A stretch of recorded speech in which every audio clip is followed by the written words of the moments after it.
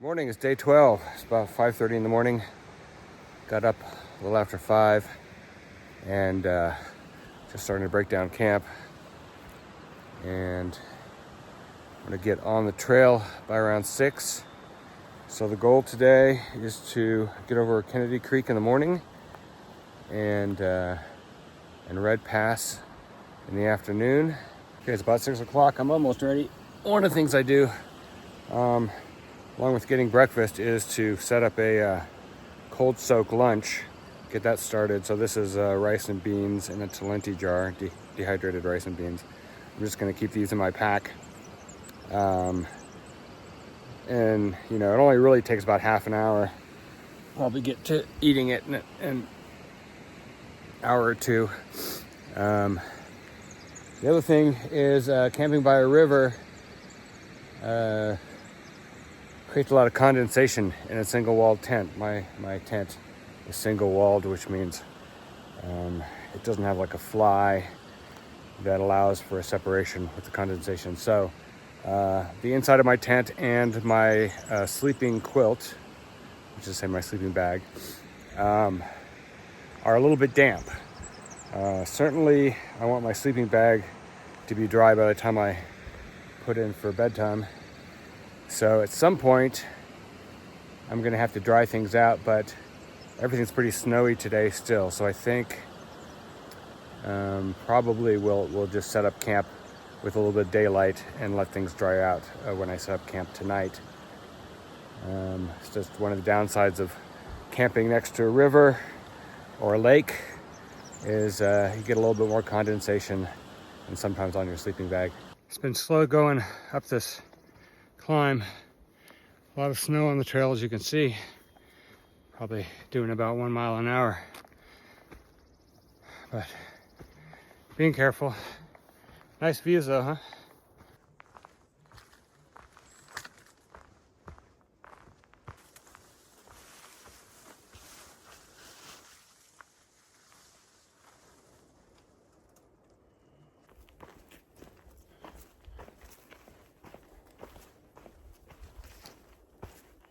About 8:30, I'm pausing to put on some sunscreen. The sun's out, and I'm gonna be up on the ridge for a while.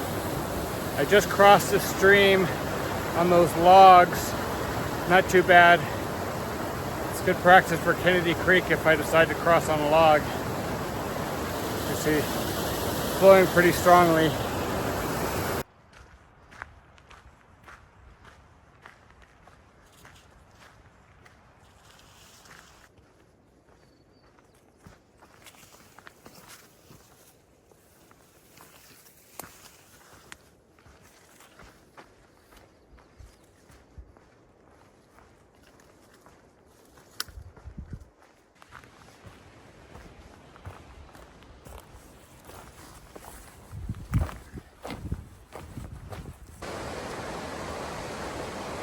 Got the trail there.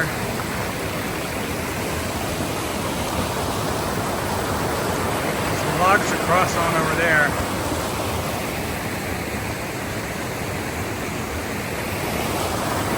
This is all.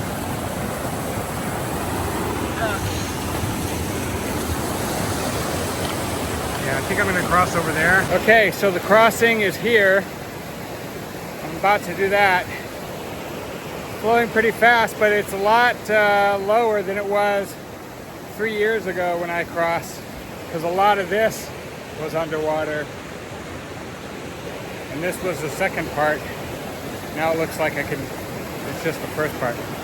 I'm going to secure my phone and other loose objects before I cross, just in case I fall in, and I'll see you on the other side. So I made it safely across. Use those 2 logs. The way I did it was I just put 1 foot on each log, 1 pole in each hand, used the poles ahead of me, and just stepped really slowly. They're kind of slippery, but not a problem. I also made a point of undoing the straps, chest strap and the hip belt, just in case I fell in. The worst thing to do is to get trapped on the on the upriver side of a log and get caught underneath it, like if I fell on that side, and then not be able to get out of your backpack. So some people can drown that way. So with these dangerous crossings, I always make a point to loosen the backpack, just in case I have to jettison it. Now that wouldn't be ideal, but it'd be better than drowning. So, but this was pretty fine. This was easier than last time. And I'm also here in the morning, which helps. It's about 10:45. Okay, moving on. I gotta find the trail now. So this next point might be obvious, but it's probably worth saying, which is that the trail is much harder than it looks on these videos. There's a number of reasons for that. One is it's sort of a highlight reel of beautiful shots that I can share with you and encourage you to go outside and maybe try something adventurous yourself. But there are a lot of tricky situations, like most of the blowdowns that I've gone over, under, or around. That crossing back there at Kennedy Creek, a section I didn't show you, which was bushwhacking, because I couldn't get out my camera for that. The snow traverses, some of the scrambling I've had to do, either up or down from the trail, because I need both feet and both hands in many of the more difficult areas. My hands either for the trekking poles and or ice axe.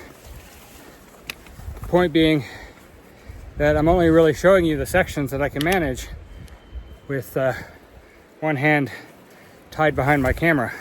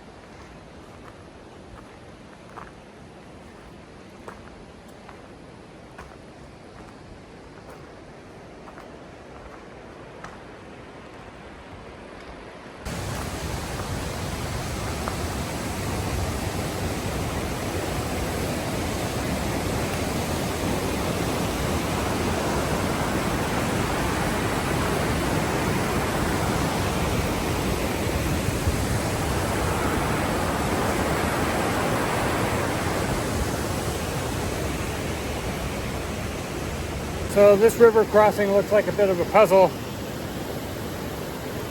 Might be a rock hop up there. There's a log crossing here. I think I'm gonna try the log crossing. See if that works first. So if I cross on these logs here, looks like there's another log that'll take me up to the trail.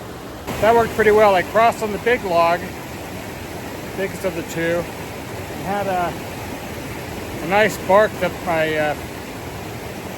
my shoes could get a grip on, and then crossed on these two smaller logs, pretty slippery, and as you can see the water is overflowing them, but it got me over to the right side of the of the creek, and the trail is just up there, so safely crossed. And here's the view from the other side, from the trail. So that's the potential rock hopping, but those rocks are pretty mossy, so that's not good. I think the log crossing was better. Crossed over there, and came up this way. The trail is right here.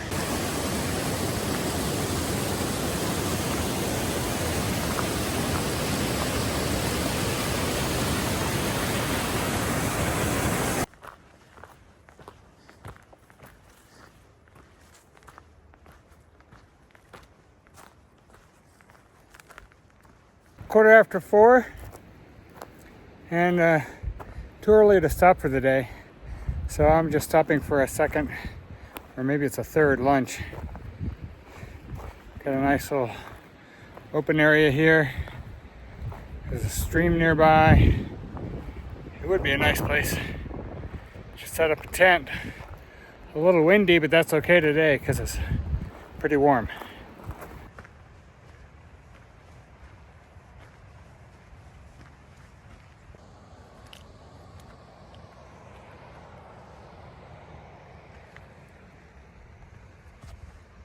Coming up on Red Pass, I've got about 500 feet or so left to climb. Thought I'd give you the view here. For this part of it disappears behind me, and this is a trail ahead. Going up the pass is probably one of those notches, I imagine. I'm not sure. Or maybe it's behind this hill. Probably behind the hill. Anyway, beautiful country. Red Pass was one of my favorite places 3 years ago when I hiked the PCT. I remember this as being just gorgeous. Had a lot of wildflowers at the time. The flowers aren't quite in bloom. They're starting to bud. A few are out, but in a week or two, this thing's just going to be a bouquet of color. It's going to be amazing. So it looks like I was right the first time. The trail goes through that notch there, across some of the snowbanks. They aren't too bad. Very slushy. The only thing to be careful of is the snow bridges. Never trust a snow bridge. The snow is melting and you could post hole. Post holding, by the way, is when your leg punches through the snow or ice to whatever's underneath. A little bit dangerous because what's underneath could be rocks or a tree, or you don't know how far down it goes. So you don't want to be post holding, especially on a snow bridge when there's water running underneath. So just being careful of that. Should be up, in maybe 10-20 minutes. Making good progress. Looks like there's just one more snowfield to cross, and then I'm up and over in that little notch.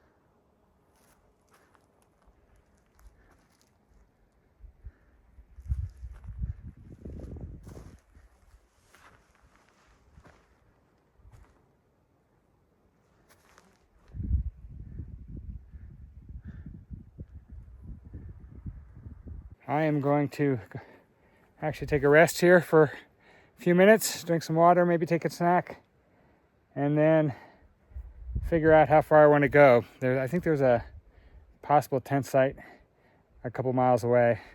Got to see what my options are. It's 6:15 at the moment.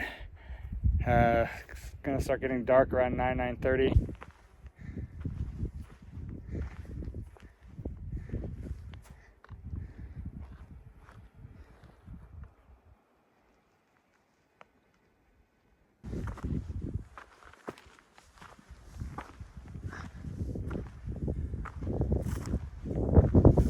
Looks like it may be about here.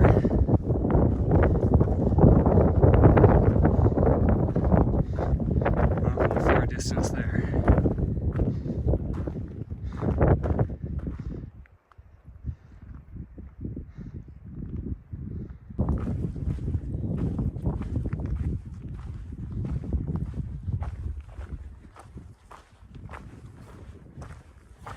Okay, got my tent set up. It's very windy. Sort of see the view.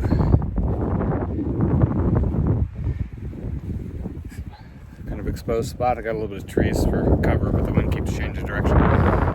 Anyway, spectacular day today. It's getting cold. I am going to crawl into my tent. There are a lot of mosquitoes around. Whenever the wind dies down, they come swarming. So either the wind or the bugs. But I'm going to get inside and get some sleep.